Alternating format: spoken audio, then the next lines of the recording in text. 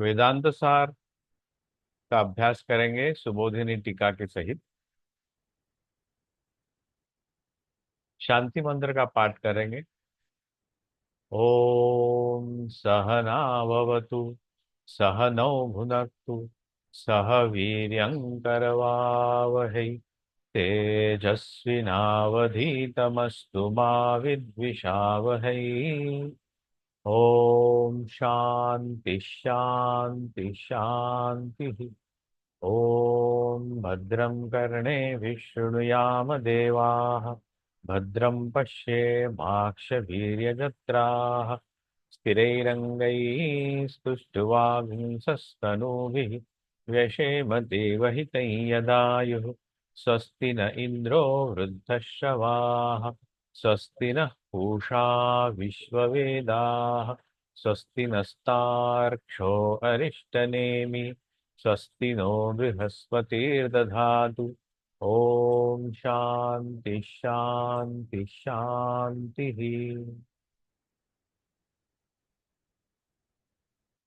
गुरु परंपरा प्रणाम मंत्र करेंगे।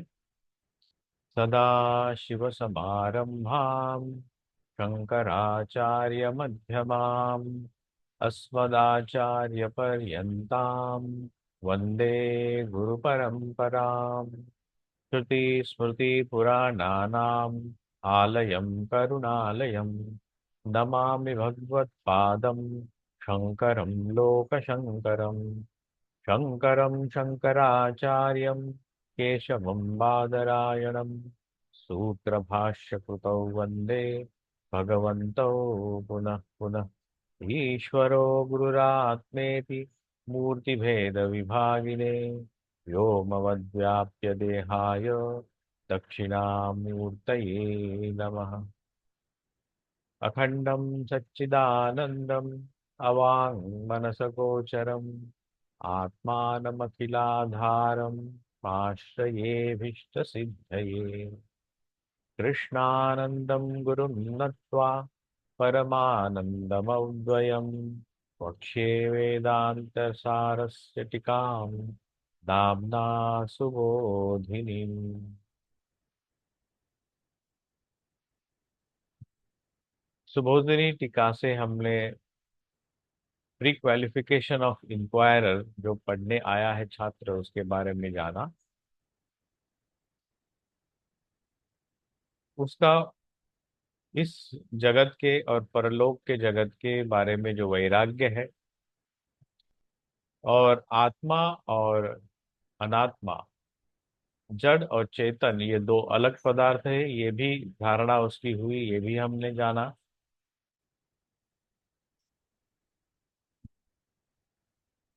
और इस ग्रंथ में प्रवेश करने के पहले हमने इष्ट देवता और गुरु को प्रणाम किया। इस ग्रंथ का जो विषय है, अभिष्ट विषय जो है निश्रेयस है, और उसकी ही प्राप्ति, उसकी सिद्धि के लिए ही आत्मा का आश्रय लेते हुए हम आरंभ करेंगे।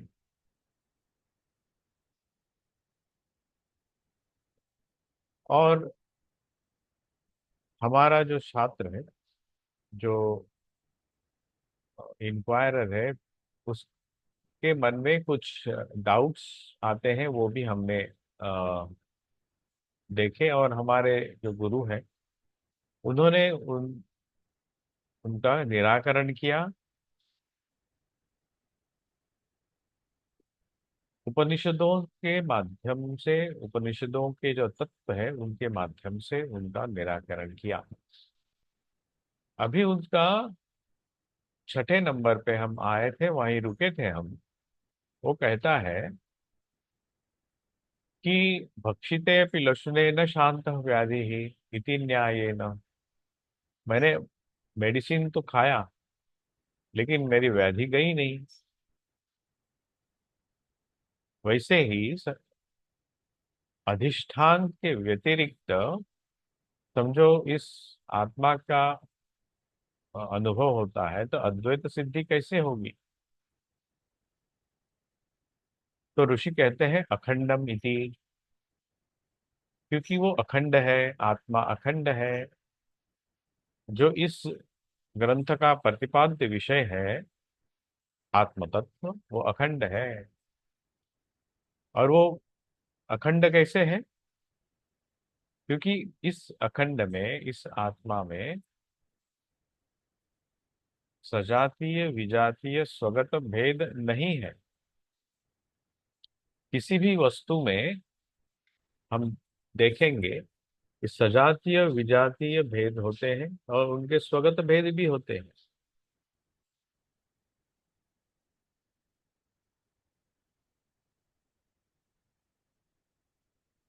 सजातीय भेद कैसे हैं? Difference within the same species, such as reptiles. Reptiles में आप देखते हैं बहुत प्रकार के रेप्टाइल्स आपको मिलेंगे। सांप है, वो एक रेप्टाइल है। वैसे ही अनेक प्रकार के रेप्टाइल कैटेगरी में आने वाले स्पेसीज आपको मिलेंगे। तो सजातीय भेद हुआ। विजातीय भेद क्या है? जैसे रेप्टाइल्स और मैमल है। और स्वगत भेद क्या है? कि हमारे शरीर जो, हमारे अलग अलग अवयव है, हाथ है, पैर है, आंखें हैं, ब्रेन है, इंटरनल ऑर्गन्स है।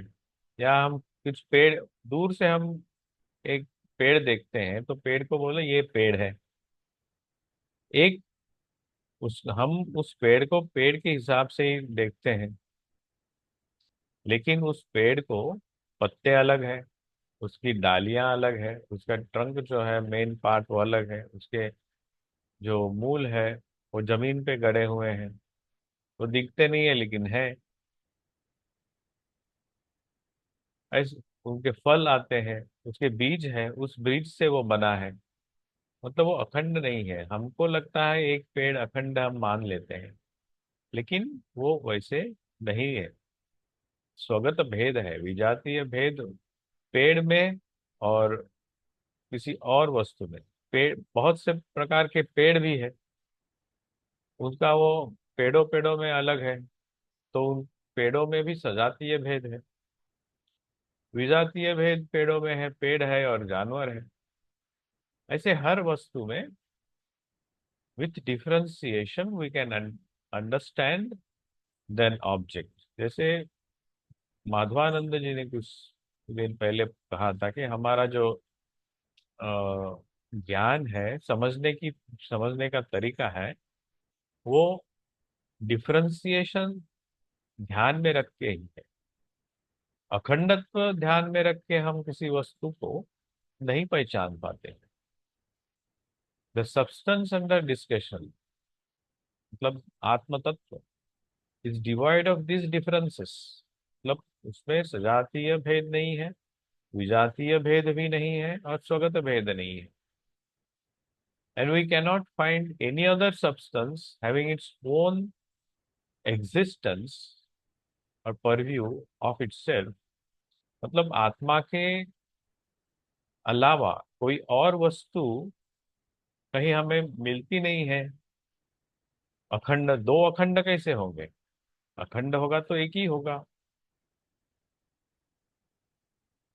And it is presumed that it is one and the only thing available for experience। ऐसे ही उसकी अद्वैत सिद्धि होती है आत्मा की। इसलिए वो अखंड है। अखंडम सच्चिदानंदम। सत, चित और आनंद का भी हमने आ, अनु देखा कैसे आक्षेप लिए थे। और आ, उन्होंने कहा कि सच जो है वो त्रिकालाबाधित है। चित जो है स्वयं प्रकाश है, आनंद है, ये हमारा स्वरूप है उसका, आत्म तत्व का ये स्वरूप ही है। तो इसलिए सच्चित आनंद जो है वो अखंड है। सत्य दो नहीं हो सकते, स्वयं प्रकाश दो नहीं हो सकते, आनंद दो नहीं हो सकते। इसलिए सच्चिदानंद अखंड ही होना चाहिए और अखंड सच्चिदानंद ही होगा। वो अवांग मनस गोचर भी है। कैसे कहें कि वो ऐसा है या वैसा है? कैसे वर्णन करें उसका? इंद्रिय गोचर तो नहीं है।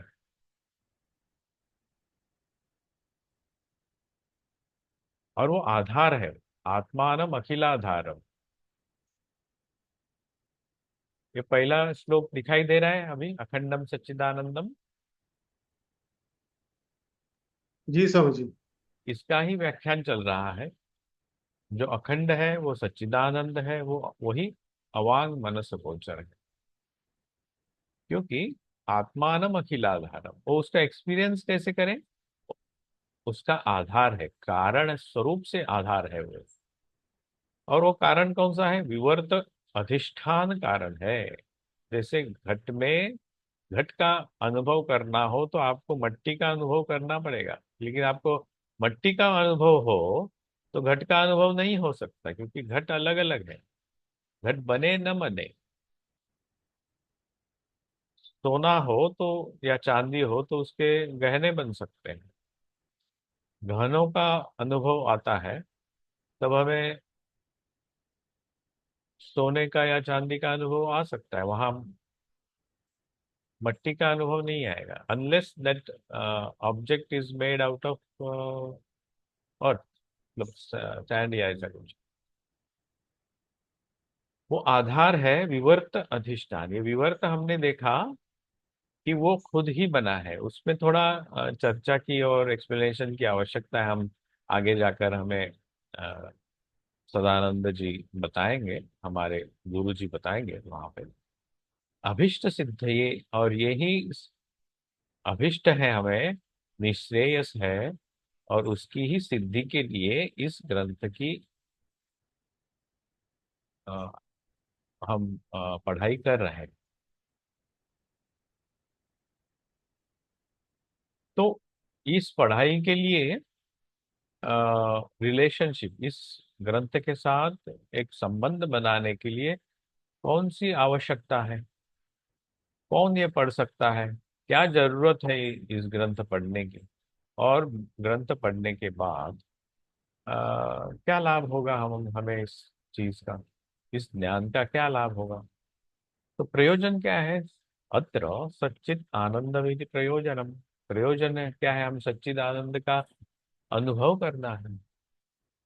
और अखंडमिति विषय, विषय क्या है? अखंड है। अखंड क्या है हम जानना चाहेंगे। और ये विषय अखंड जो है, और ये पुस्तक या ग्रंथ, ये विचार जो सदानंद योगींद्र ने हमारे सामने रखे हैं, उसमें जो प्रतिपाद्य प्रतिपाद भाव है, वो संबंध है। That is a binding factor. ये शास्त्र और ये विषय, ये जो संबंध है वो चाहिए। क्या हमें चाहिए? आप में से कोई बोल सकते हैं, आपको क्या सच्चिदानंद आपको प्रयोजन है? अखंड के बारे में आप जानना चाहते हैं? कहिए। जी। क्यों? क्या सच्चिदानंद, हाँ, सॉरी, क्योंकि हम हाँ, खंड है। क्या है? हम खंड है, ये हाँ, अखंड आप खंड है खंड, हमारा। खंड, हाँ हाँ। आपको अखंड होना है।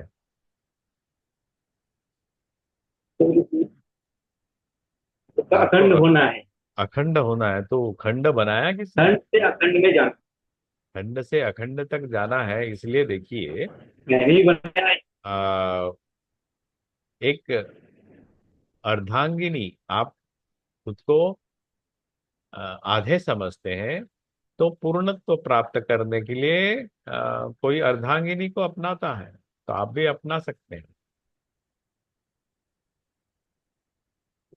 तो आप पूर्ण तो होंगे, मतलब, अखंड होंगे। आपका कहने का अर्थ क्या है कि हमें शादी कर लेना चाहिए है? नहीं, आप क्या करेंगे हमें पता नहीं। वे लोग, लोग ऐसे करते हैं। उनको जब लगता है कि वो अपूर्ण है, पूर्णत्व प्राप्त करने के लिए, वो समझो, उनको लगता है वो आधे हैं। मैं ऐसा नहीं कहते कि हाफ मैड है। तो एक दूसरे दो आधे, मतलब दो हाफ मैड एक एक साथ आने से क्या आपको लगता है एक पूर्ण पागल तैयार जी होता नहीं, है? नहीं, वो नहीं, नहीं, दोनों नहीं, पागल वो होते नहीं हैं, है। पब्लिक को पागल बनाते हैं। पब्लिक वो मन का खेल ही है कि वो सोचते हैं कि मेरी कोई अर्धांगिनी हो या अर्धा कोई हो तो फिर मैं पूर्ण हो जाऊंगा। ऐसा मन का भूल भुलैया है। बात यह है कि जो व्यक्ति ध्यान करता है, जो अपने में तृप्त होता है, उसको उसमें सब कुछ है ही। जैसे गुरुदेव ने एक बार बोला था हम लोगों को, गुरु अर्धनारीश्वर होते हैं। शिव भी होता है, पार्वती भी होता है, तभी वो गुरु होते हैं। इस तरह से उन्होंने एक बार बोला था हम लोगों को, सामने ही बोला था। गुरु इसीलिए पूर्ण है। तो वो दोनों सत्ता हमारे भीतर ही है। क्योंकि अ, ऐसा यह है कि अगर मेरे भीतर वो नारी मैस्कुलिन सत्ता नहीं होगा तो। Masculine and feminine always are together. इसलिए हाँ, हमारे यहाँ तो ये नहीं कॉन्सेप्ट होगा है, तो फिर हम बनेंगे ही नहीं ना, क्योंकि कॉन्सेप्ट माता है पिता से ही तो हम बने हैं सब। अर्धनारी। ये कॉन्सेप्ट है यहाँ हमारी।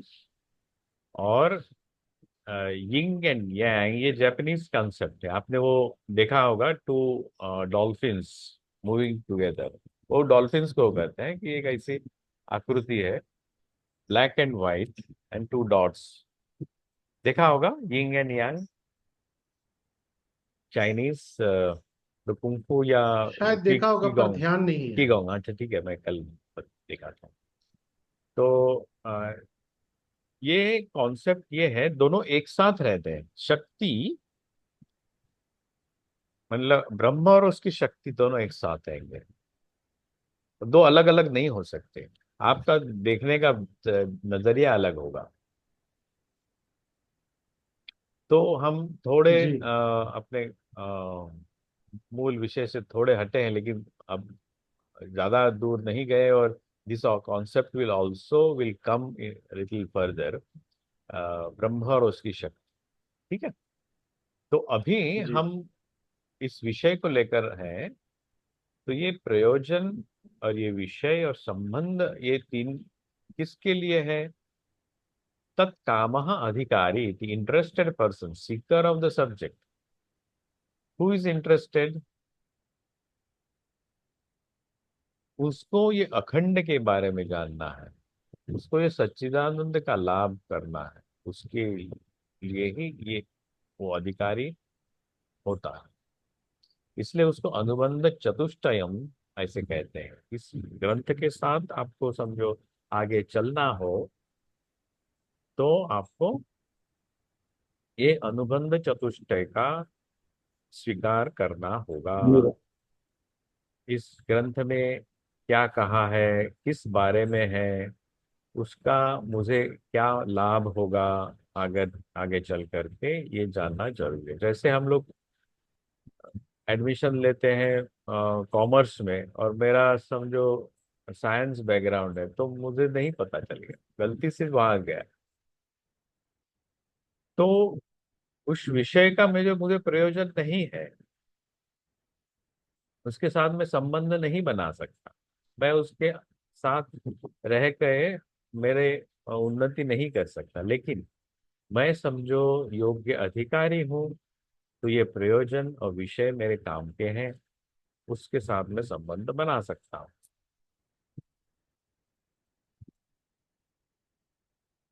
तो ये अधिकारी के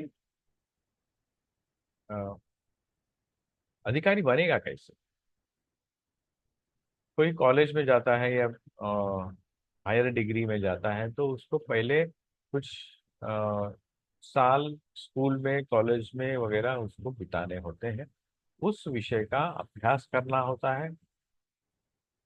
वैसे ही कुछ विषय उसको की जरूरत नहीं, वर्ल्डली अकम्पलिशमेंट है, उसको जगत के बारे में पता है, उसको इसलिए महापुरुष कहा है। विधिवत वेद राशियों का अध्ययन किया है, निषिद्ध काम्य कर्मों का उन्होंने त्याग किया हुआ है, ईश्वर प्रणिधान किया है और ईश्वर को प्रसन्न किया है नित्य नैमित्तिक उपासना और प्रायश्चित्त कर्मों के द्वारा।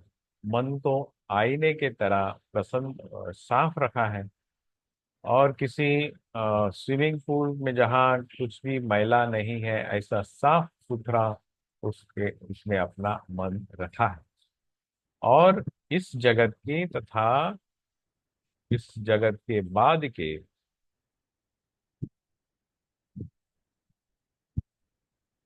जो भोग विलास है, उसे उस विरक्ति प्राप्त हुई।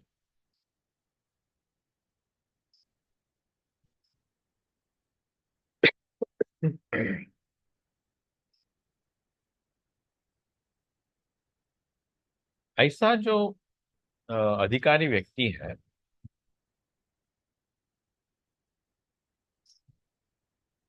उसी को ये ग्रंथ ठीक ठीक समझेगा, उसी को इसका लाभ मिलेगा। इसलिए गुरु कहते हैं, अर्थतो अपि अर्थतोऽप्यद्वयानन्दान् अतीतद्वैत भानतः गुरुराराध्य वेदांत सारम वक्षे यथामति। ये दूसरे नंबर का श्लोक आपको दिखाई दे रहा है। अर्थतो अपि। जी स्वामी जी। अच्छा,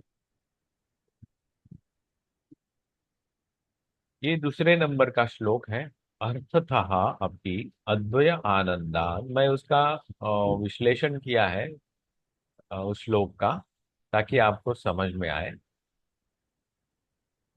अतीत द्वैत भानतः गुरून् आराध्य वेदांत सारम वक्षे यथामति। बहुत ही सरल उसका अर्थ है।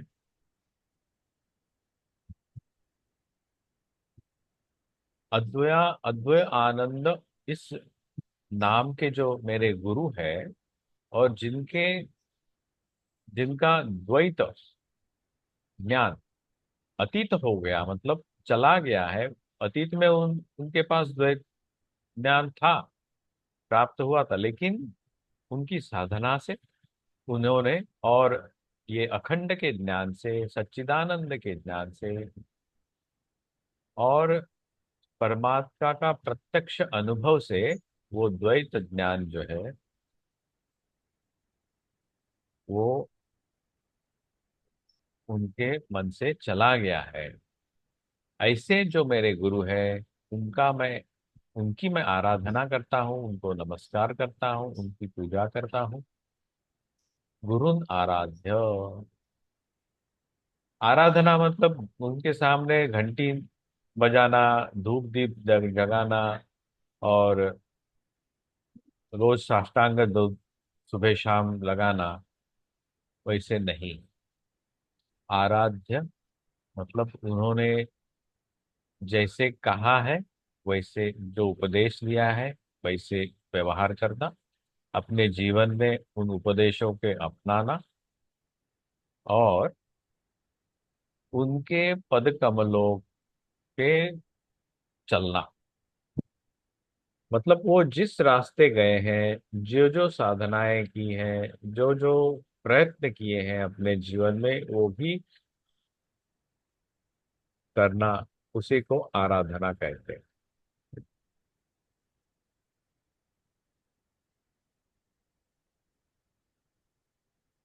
होली मदर श्री शारदा देवी,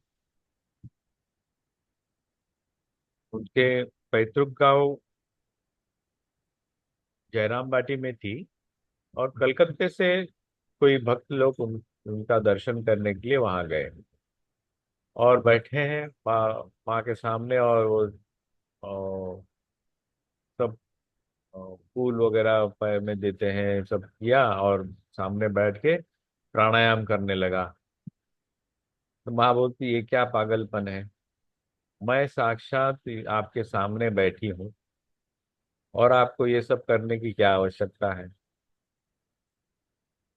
तो ये गुरु ऐसे नहीं चाहते कि उनके सामने घंटी ढोल ताशा बजाओ, और धूप दीप दिखाओ, और उनके सामने प्राणायाम करते बैठो।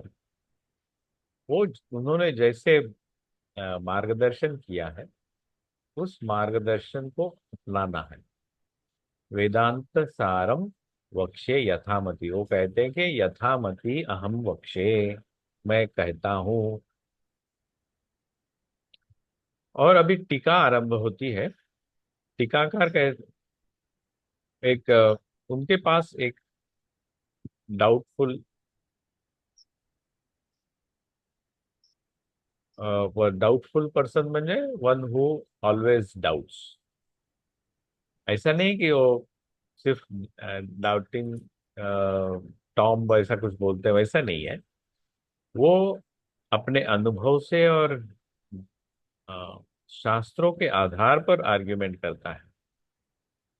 वो जानना चाहे, सिर्फ शंका उत्पन्न करने के लिए वो नहीं पूछता है। उसको शंका प्रकृत आती है।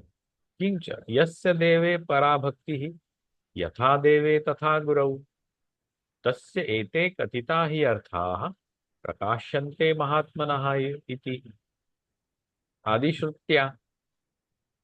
मतलब ऐसी जो कुछ श्रुतियां उन्होंने सुनी है, यथा देवे पराभक्ति तथा देव, यथा देवे तथा गुरु, जिसमें पराभक्ति उत्पन्न हुई है किसी देवता के प्रति, तो वो जो भक्ति है यथा देवे तथा, वो जो भक्ति है देवता के प्रति और अपने गुरु के प्रति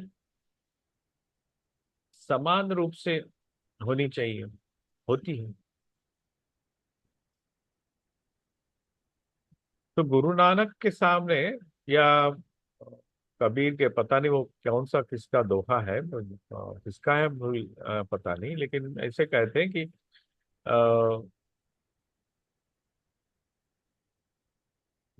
गुरु और माधव दो दो खड़े, काके लागू पाए। तो गुरु को यो प्रणाम करता है, और जिस गुरु के माध्यम से ही जो परमेश्वर प्राप्ति हुई है, वो दोनों से बड़े कौन है, तो गुरु को ही प्रणाम कर पहले करता है, क्योंकि उसके माध्यम से देवता प्राप्त हुई। तो वैसे यहाँ पे भी वो कहते हैं कि गुरु नमस्कारस्य अपि शास्त्र अंगत्वम प्रतिपादनात्। गुरु को नमस्कार ही करना चाहिए, देवता को भी नमस्कार करना चाहिए, गुरु को भी नमस्कार करना चाहिए। अब शास्त्र अंगत, शास्त्र में ही कहा गया है, तम नमस्कार अभी कर पृथक्त्वेन कार्यम, अलग से आप उनको करना ही है। इति तत् न अतिपूर्वकम, न अतिपूर्वकम, नॉट नॉट फार बिफोर, मतलब जस्ट बिफोर। अभिधेय ग्रंथम प्रतिजानिते अर्थतः अपि इति। ये अर्थतो अपि अद्वयानंदान जो कहा गया है, इसी में उसका ये जो है निहित है। अर्थतोपि अद्वयानंदान अतीत द्वैत भानतः गुरुन आराध्य वेदांत सारम पक्षेयता। ये गुरुन आराध्य वो कैसे हैं, कैसा नमस्कार करते हैं, आराधना।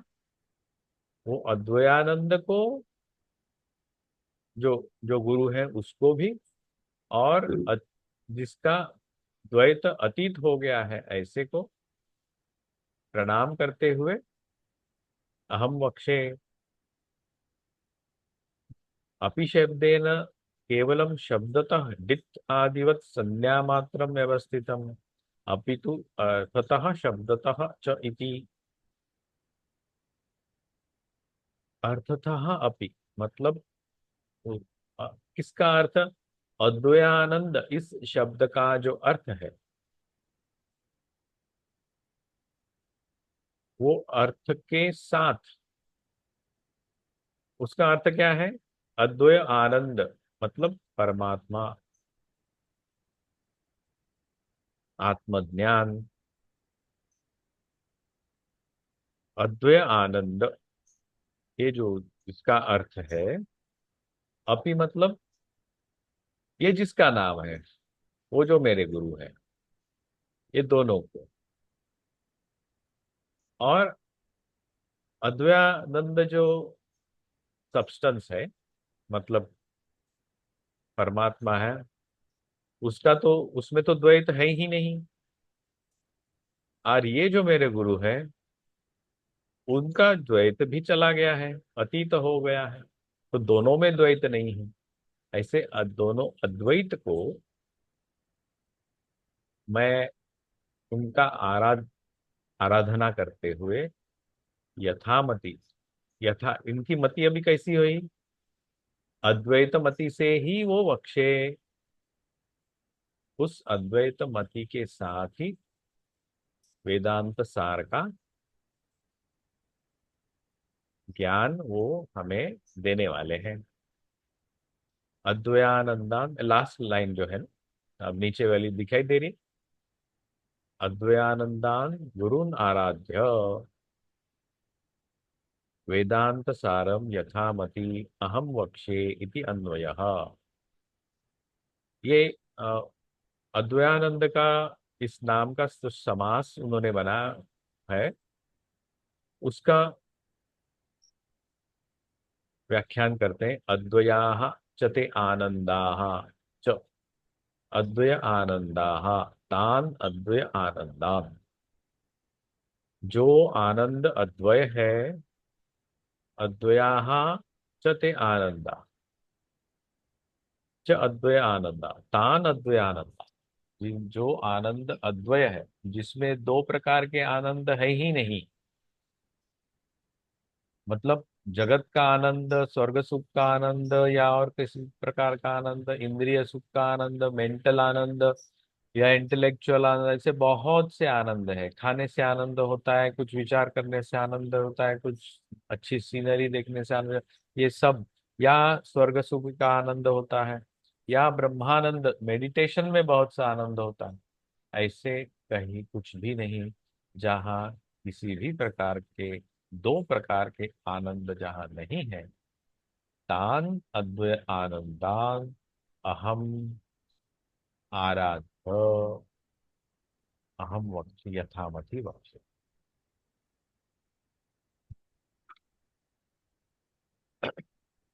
तो हमारा जो छात्र है अभी पूछते हैं, तत्र हेतुम आह, ये नई स्लाइड दिखाई दे रही है। जी तत्र हेतुम आह, हेतु क्या है, जी इस सब डिस्कशन का हेतु क्या है। हेतु ये है, अतीत द्वैत भानता। हेतु मतलब पर्पस।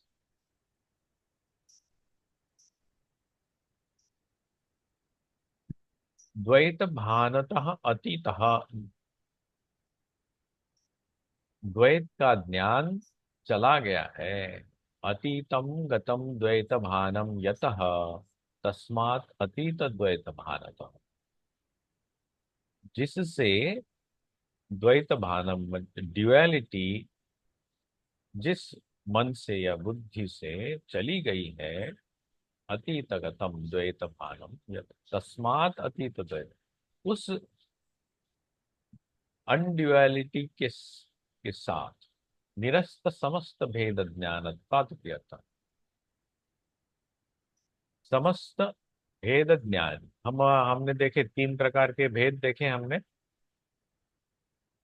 सजातीय भेद, विजातीय भेद और स्वगत भेद। ये तीनों प्रकार के भेद जिससे निरस्त हो गए हैं, ऐसे तान गुरु, ऐसे गुरु को आराधना करते, काय वाक मनोभि नमस्कार गोचरी कृत्य।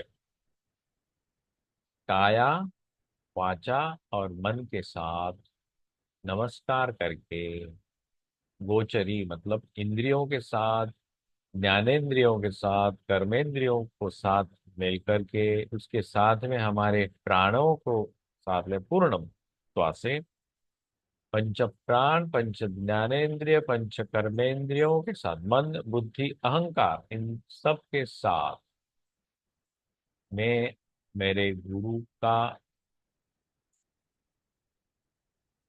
जो उपदेश है वो मैं फॉलो कर रहा हूँ। तान गुरुन आराध्य।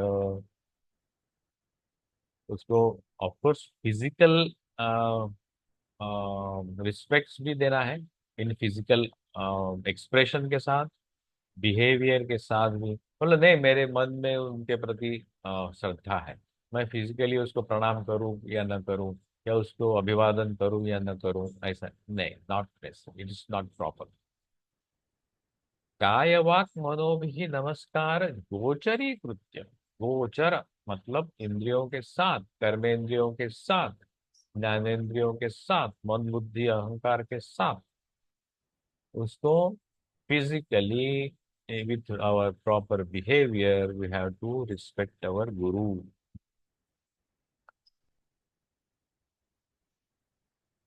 और गोचरी कृत्य उनको मैं प्रणाम करते हुए, वेदांत सारम वेद अंतानाम उपनिषद वाक्य जातानाम मध्य यत् सारम, मतलब वेदांत सार का वो अ, अर्थ करते हैं। वेद अंतानाम, वेद के अंत में जो है उनको हम कहते हैं उपनिषद। ये उपनिषद वेदों के अंत में भी है और किसी किसी कांड के अंत में भी आता है, बीच में भी आता है। तो ज्यादातर जो वेदांत मतलब उपनिषद, ये ज्ञान कांड है। मोटा मोटी एक वेदों के दो भाग करे हैं, ज्ञान कांड और कर्म कांड। कर्म कांड जो होते हैं, बहुत सारी उपासना आदि होती है, यज्ञ याग आदि होते हैं। और उपनिषद में ज्ञान, ज्ञान का उपदेश दिया होता है। वो ज्ञान कांड को ही वो वेदांत कहते हैं। उसका सार, द जिस्ट एंड उसका जो अर्क है, वही हम वो हमें बताने वाले हैं। उपनिषद वाक्य जाताना मध्य यत सारम, उसमें जो सार तत्व है, उपनिषदों में भी बहुत सारे वाक्य हैं, उसमें क्या क्या सार है। सिद्धांत रहस्य, वो सारन मतलब क्या है, सिद्धांत रहस्य है, वो हमें बताने वाले हैं। यस्मिन ज्ञाते, और जिसके जानने के बाद पुनः ज्ञातव्यम न अवशिष्यते, पुनः कुछ जानने जैसा कुछ नहीं रहता।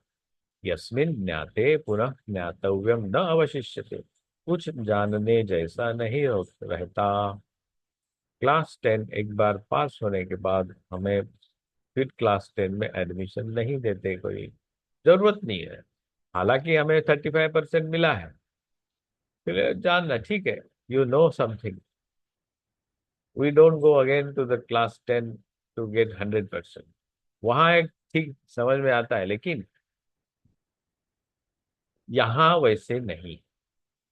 हमें अतीत द्वैत भानतः, विदाउट एनी, थोड़ा भी तिनके जैसा भी द्वैत ज्ञान नहीं लगता। और थोड़ा भी होता है, 99.99% हम जानते हैं, लेकिन 0.01% हम नहीं जानते। 100%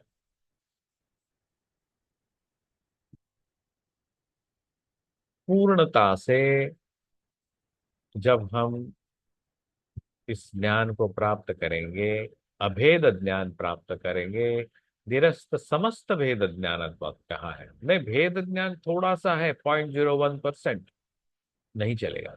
इसलिए यहाँ कहा है निरस्त समस्त भेद ज्ञान, अतीत द्वैत भान, द्वैत रहा ही नहीं। यस्मिन् ज्ञाते पुनः ज्ञातव्यम न अवशिष्यते, तम वेदांत सारम, वही वेदांत सार, वही उपनिषद, वही सिद्धांत रहस्य, यथामति बुद्धिम अनतिक्रम्य, बुद्धि को न लांघते हुए, बुद्धि को ज्यादा पिष्ट न करते हुए, अहम वक्षे प्रतिपादयिष्ये इति अर्थः।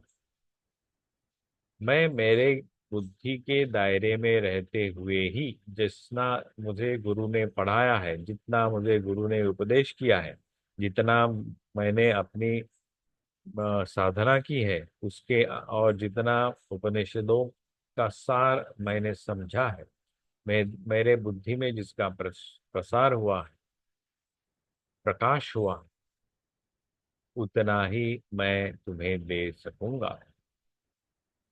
हन, मतलब 100, he is going to give us 100% what he has achieved. His guru has achieved 100%, he has achieved 100%, and he is going to proclaim his knowledge without keeping anything in himself, or neither twisting is। इसमें मैंने अपना थोड़ा सा अकल थोड़ा लगाया, थोड़ा colour दिया है, थोड़ा मसाला जमाया है, और मैं आपको अभी परोसता हूँ, ऐसे नहीं। तो इस वेदांत सार का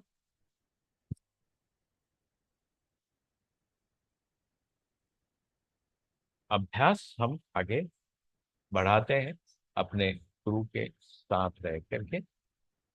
वो कहते हैं कि यथामति बुद्धिम अनतिक्रम्य वक्ष्ये प्रतिपादयिष्ये इति अर्थः।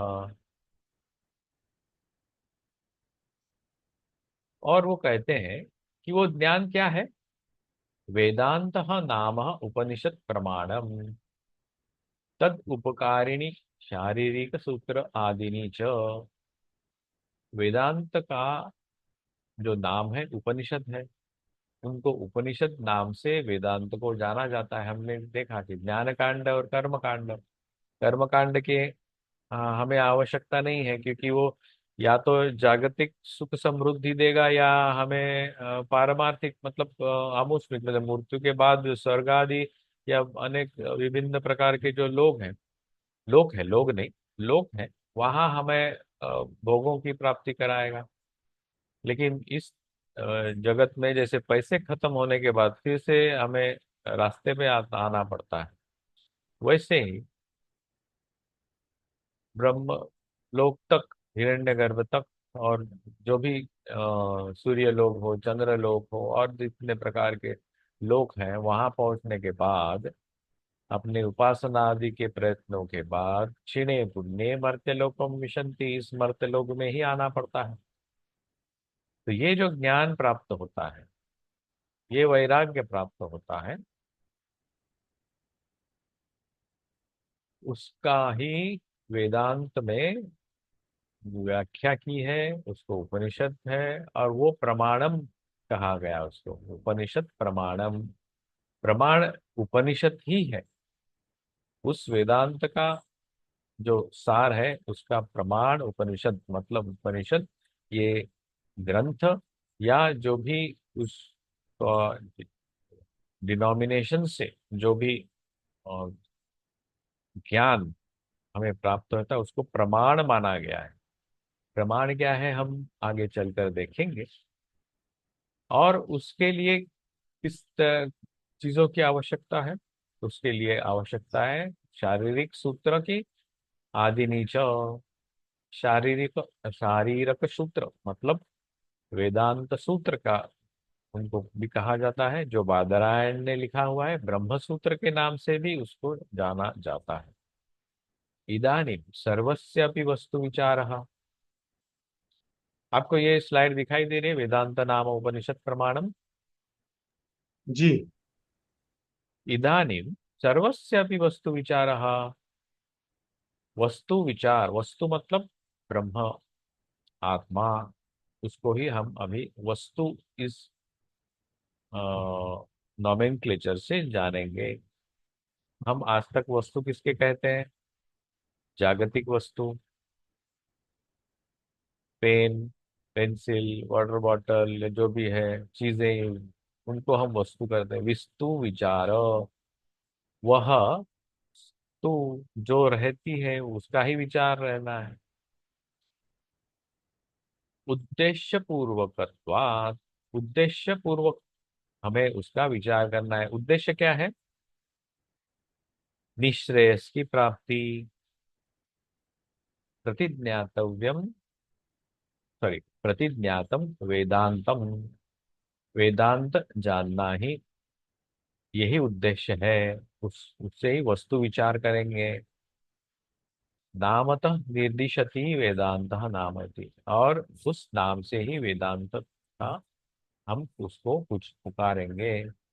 उपनिषद एव प्रमाणम, उपनिषद प्रमाणम, उपनिषदा यत्र प्रमाणमिति वा, मतलब उपनिषद जहाँ प्रमाण माना जाता है, और उपनिषद एव प्रमाणम, उपनिषद ही प्रमाण है उसका, और कोई भी प्रमाण नहीं हो सकता।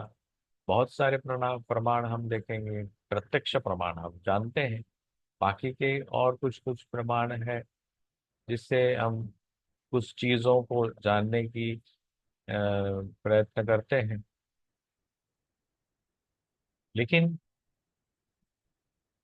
आत्मा को जानने के लिए, ब्रह्म ज्ञान प्राप्त करने के लिए उपनिषद एवं प्रमाणम, वस्तु विचार करने के लिए उपनिषद एवं प्रमाणम, उपनिषद यत्र प्रमाणम, उपनिषदों का प्रमाण लेते हुए ही आपको वस्तु विचार करना चाहिए, ऐसे कहते हैं।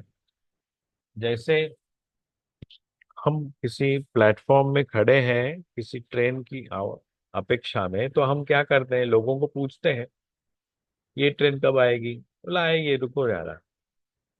इंडिकेटर को देखते हैं, वहां पे लाइट लगा हुआ है इंडिकेटर को, वो कहता है कि इतने बजे इस ट्रेन यहाँ आने की संभावना है, अनाउंसमेंट होता है, ये ट्रेन आने की संभावना है, ये ट्रेन आने की संभावना 1 घंटे के बाद है, ये क्या है, ट्रेन कैंसिल हो गई है, वॉट एवर इट इज। तो ये हम शब्द प्रमाण से जानना चाहेंगे। इंडिकेटर है वो भी एक शब्द प्रमाण है, लेकिन वो रिटन है, वो किसी ने प्रमाणित किया हुआ है, निर्धारित किया हुआ है। उनकी जो सिस्टम है, सिस्टम ने कहा यहाँ से ट्रेन यहाँ से यहाँ तक आएगी तो इतना देर लग सकती है, तो उस इंडिकेटर ने बताया कि ये ट्रेन यहाँ आने की संभावना है, लेकिन चलाने वाला तो ड्राइवर है। या तो कुछ सेकंड पहले आएगी या 1 मिनट दो देर से आएगी, ये वो भी हम एक प्रमाण मानते हैं। और आसपास जो लोग उसी ट्रेन को पकड़ने वाले हैं उनको पूछा तो वो हम क्या कहते हैं, आएगी रुको। वो भी एक शब्द प्रमाण है, लेकिन इट्स नॉट ऑथेंटिक, वो आप्त वाक्य है। वो भी हमारे ही तरह उस ट्रेन की अपेक्षा में बैठे हैं। ही wants us to come with him, लेकिन he doesn't know exactly when that train is going to arrive। तो इस तरह से बहुत सारे प्रमाण है। या कभी कभी हम उस वही ट्रेन हर बार पकड़ते हैं, उसी 7:12 की जो ट्रेन है हम रोज वो पकड़ते हैं। वो 7:12 की 13 को आती है, कभी पहले आती है, वट एवर इट इज। तो हमें भी पता है, अनुभव से पता है, वो भी एक प्रमाण है, अनुभव प्रमाण प्रमाण है, शब्द प्रमाण। तो इस तरह से बहुत सारे प्रमाण हमें अनुभव होते हैं, हमारे जीवन में आते हैं, उनका उन प्रमाणों का भी हम अभ्यास करेंगे इस ग्रंथ के साथ।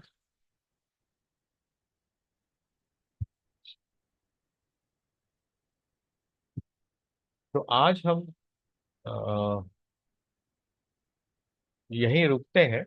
उपनिषद एव प्रमाणम, उपनिषद प्रमाणम, उपनिषद यत्र प्रमाणम इति वा, इस नोट के साथ। और तीसरा जो वाक्य है वो हम कल देखेंगे। थोड़ा बड़ा भी है और उसको थोड़ा एक्सप्लेनेशन की भी आवश्यकता है, और समय 1 ही मिनट बचा है। So we shall discuss some certain things. Whatever you have not understood or want to comment on some certain thing or to, तो या आपको कुछ और कहना है इस बारे में, तो हम डिस्कशन करेंगे। तो मैं अभी ये रिकॉर्डिंग बंद करता हूँ।